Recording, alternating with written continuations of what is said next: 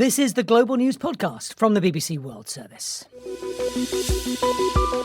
I'm Nick Miles, and in the early hours of Tuesday, the 28th of July, these are our main stories. Fires are burning out of control in parts of southwest France. Others are bearing down on the Spanish capital. We hear how the fires are so big, they're creating their own weather systems. The UN body which fights AIDS says the world risks a resurgence of the HIV epidemic after funding cuts.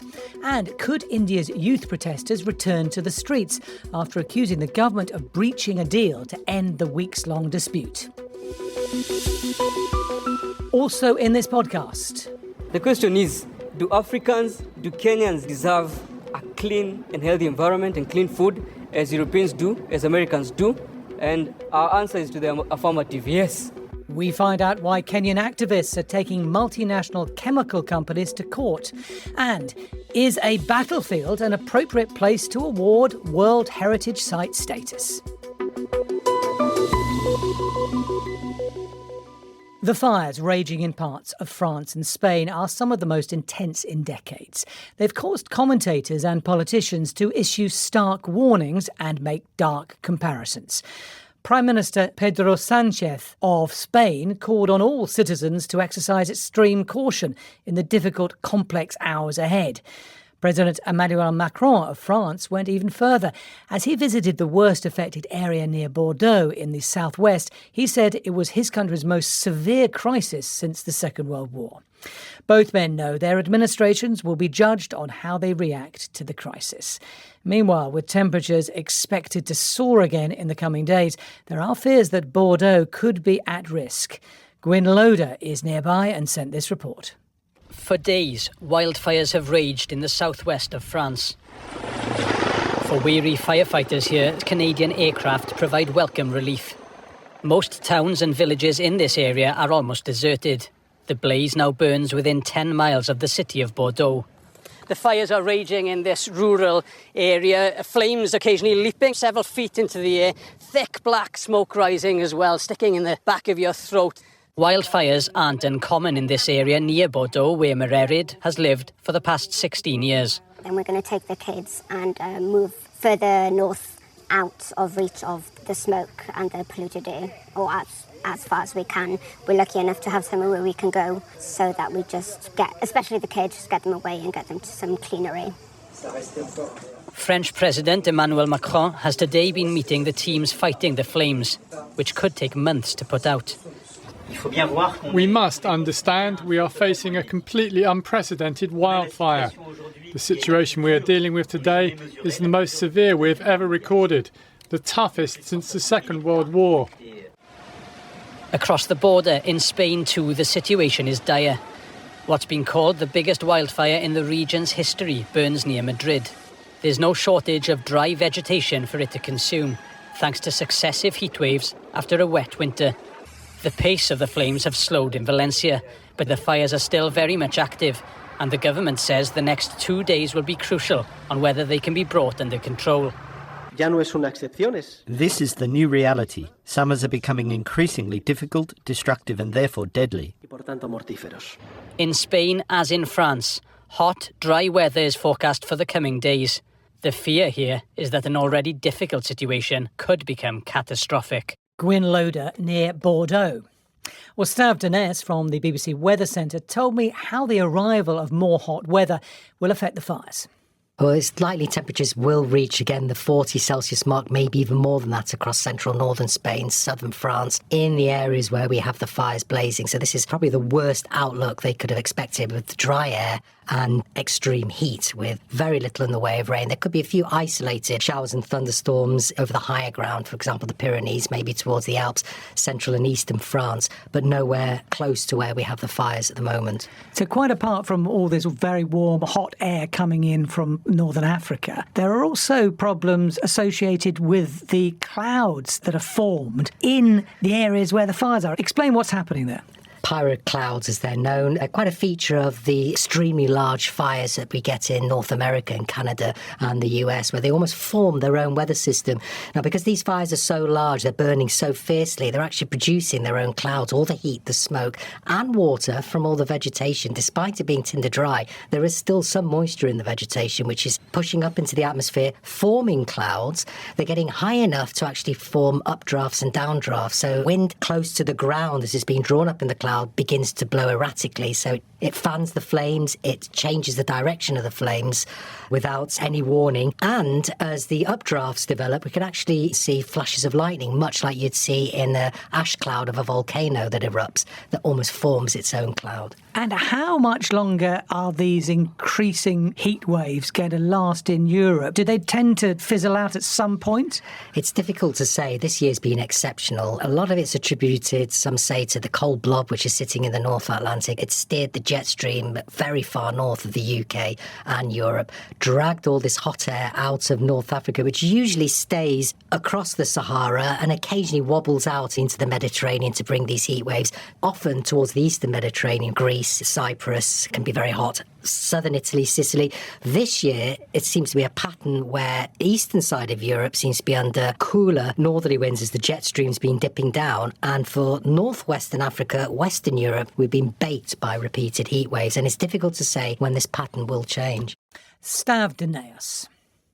The United Nations body fighting AIDS says the world risks a resurgence of the HIV epidemic after global funding was cut by nearly a fifth last year. The number of new cases and AIDS-related deaths dropped to their lowest levels in more than 30 years in 2025. But new infections rose in more than 20 countries. With more details, here's our global affairs reporter, Mimi Swaby.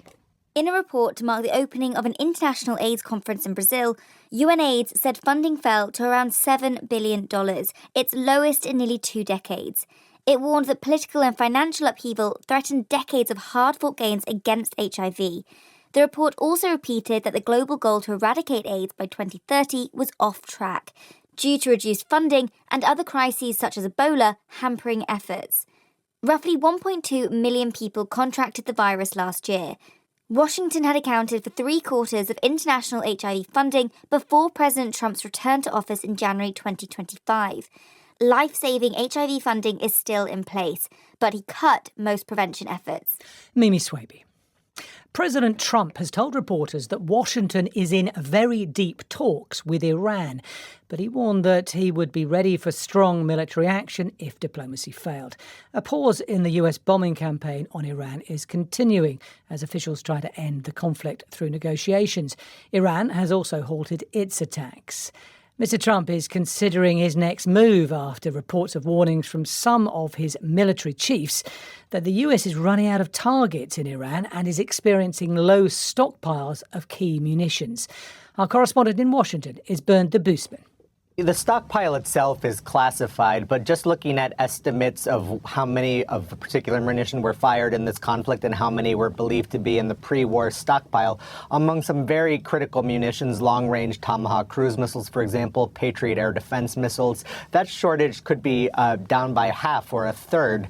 Not only is that a huge concern for the U.S. should the war with Iran heat up again and the U.S. needs to defend its Gulf allies from Iranian drone and missile attacks, but also it comes at a very complicated time in which the U.S., the Pentagon, believes that China is increasingly able and potentially even willing to invade Taiwan. Besides that, there's also a concern, of course, about what can be provided to Ukraine given U.S. shortfalls. Already, President Trump last year declined to give Ukraine those very Tomahawk missiles, citing a shortage, and that was before the conflict in Iran. So it really does have very wide-reaching implications for U.S. military posture around the globe. Many of these systems have a very long timeline between when they're funded and ordered and when they're actually delivered, something that's measured in years. Now, I've spoken to a few experts who suggested that the lesson from the war in Iran and also from Ukraine's war with Russia is that the U.S. could diversify its stockpile by manufacturing more cheap, quick-to-produce systems. But in a near-peer conflict with an enemy such as China, for example, that doesn't make up for that shortfall. So in short, there's very little the U.S. can do in the short term to address that, but in the long term, it might change the way U.S. manufacturing looks at the defense industry and what exactly it's building. Bernd de Boosman in Washington. For weeks, members of the Indian fledgling youth movement, the Cockroach Janta Party, took to the streets, angry over the leaking of exam papers. Well, the nationwide demonstrations led to their key demand being met, the resignation of the Education Minister, Dharmendra Pradhan. It was seen as a victory for democracy by them.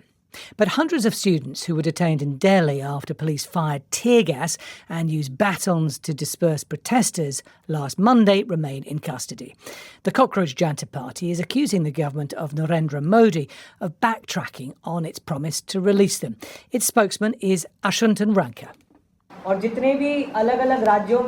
If all the students, youth and protesters who have been arrested or detained in different states are not released, then the Cockroach Janta Party will once again be forced to protest. The BBC's Sumedha Pal is in Delhi and gave Rajini Vajanathan this update. Over the weekend and even today, we've been seeing a series of crackdowns by the police authorities across Indian states. Students who have been allegedly detained, and there is legal support now that they require. The Cockroach Janta Party organized a press conference to address the fact that will the protests resume or what will be the further course of action, because there's a big demand of the Cockroach Janta Party and its spokespersons was that all these charges will be dropped. The other demand was that all police persons who were responsible for attacking the students using sticks and batons against students will be identified and punished by the agencies. And today they held a press conference to state that the part of this agreement was not honored by the government because action against protesters is continuing across India. So they think that the government hasn't stuck to its side of the bargain, as it were. What's the government saying? They haven't responded to this yet because the Cockroach Janta Party just did their press conference. I was at a press conference where the Union Minister J.P. Nadda honoured these promises when the deal was done, when finally Dharmendra Pradhan's resignation was accepted. He did admit that there will be action against those police persons who were involved in attacking the students, and of course that there will not be any action against the protesters. They have launched an online portal where they're trying to investigate and identify those who were responsible for the violence against the protesters. They have not said anything about the movement reconvening. Police and the administration have from the beginning maintained that they had imposed Section 163 in this particular area, which meant that anyone assembling on the protest sites, it was unlawful assembly. So I don't see that they will be responding to this or doing much about it. These are the signs as of now. What might come next from the Cockroach People's Party? As of now, the movement is also dealing with a lot of criticism. There are a lot of questions about the political aspirations of the spokespersons because videos surfaced online where they were seen celebrating and partying after the resignation of Indian Education Minister. So a lot of questions were being raised on these celebrations, on the actual support that the spokespersons and the leadership are providing to the students on the ground who are currently facing police action. So it will be interesting to see what unfolds in the next few days to come. That was Sumedha Pal. Still to come in this podcast. It's an extraordinary 15-slide Instagram post. This doesn't come via a well-worded statement from the governing body, but via a late-night Instagram post from the president. This is the behaviour we've come to expect. Shock and awe as the FIFA president launches a blistering attack on critics of the recent Football World Cup.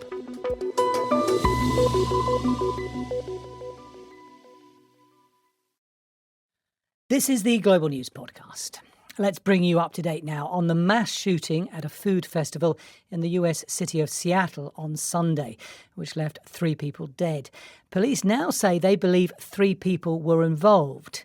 The shooting has been described by local officials as a horrible act of violence. Our North America correspondent David Willis told me more about what happened. This was the third and final day, Nick, of the annual Bite of Seattle Food Festival, and it regularly attracts more than 300,000 people.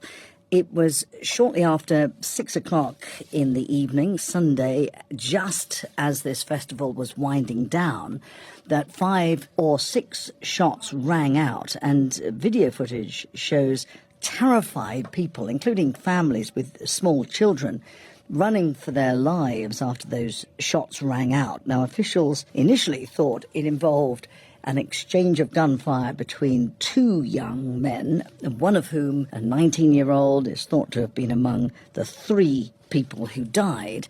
A 15-year-old boy is being held in juvenile detention for investigation of firearms violations and first-degree assault. But officials in Seattle appealed for the public's help in identifying a 3rd suspect who they say fled the scene shortly after. Detectives are reviewing security footage, they say, from nearby buildings.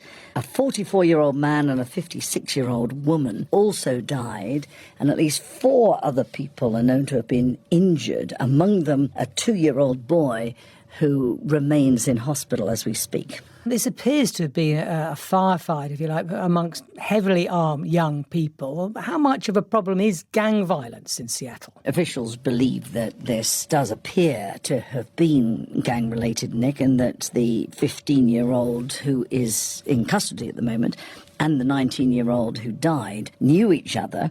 2 guns were recovered from the scene. Officials in Seattle said it was just the latest in a string of violent incidents involving young people, and indeed the 3rd major shooting there in several days.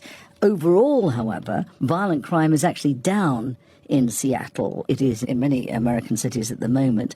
The figures show a drop of more than 30% in the number of homicides in the first half of this year compared to the same period last year. But gun crime amongst young people has increased, and the mayor of Seattle, Katie Wilson, has announced plans to launch a campaign specifically aimed at curbing youth violence. Nick. David Willis. To Kenya now, where activists and lawyers are bringing a high-profile legal case against multinational chemical companies, the Kenyan government and regulators.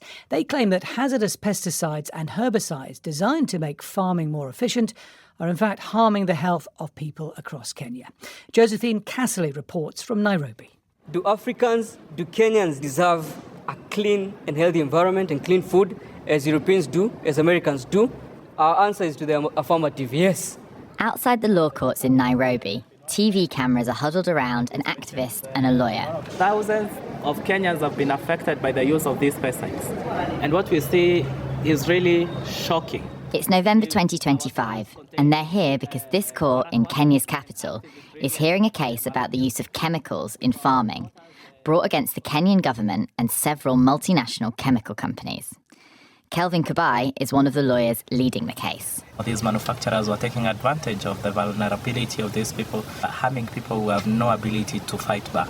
The court agrees that the lawyers and their team can go out into communities and find people who believe their health has been affected by pesticides and potentially enlist them in the case, making it akin to a class action. Like a tingling feeling, as she said. Yeah, tingling on the feet and the hands. Kelvin and the other lawyers have brought on board 2 scientists to help them build evidence for their case. Most of them seem to have lost their sensation because of the nerves breakdown. They're particularly interested in exposure to a herbicide called paraquat. It's a powerful weed killer that's been at the centre of thousands of lawsuits in the US, from farmers claiming that they've developed Parkinson's disease as a result of their contact with paraquat.